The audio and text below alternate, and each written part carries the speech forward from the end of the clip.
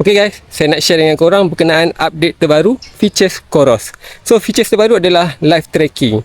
Kalau tengok, kalau korang on activity, contohnya macam ni kan. Ini sekarang ni saya tengah trail run. Nampak tu, ni activity kan. Ini boleh nampak. Ini ada warna hijau ni sebab saya on GPS. So dia punya yang terbaru yang saya kata tu, nampak ni dekat sini ada button ni.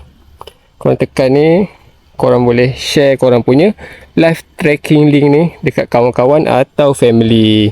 So diorang boleh tengok tau korang punya activity ni dalam real time. So korang just copy link dan nanti korang paste dekat WhatsApp ke dekat apa.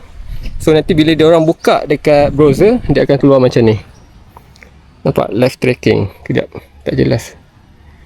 Ok, ni live tracking saya. So nampak sekarang ni dekat tepi pantai, dah masuk trail kat sini. So nampak kita boleh tengok ada heart rate, ada activity time, distance, ada pace kita. Semua lengkap dalam ni. So orang boleh tahulah sama ada kita tengah berjalan, tengah berlari atau tengah berhenti.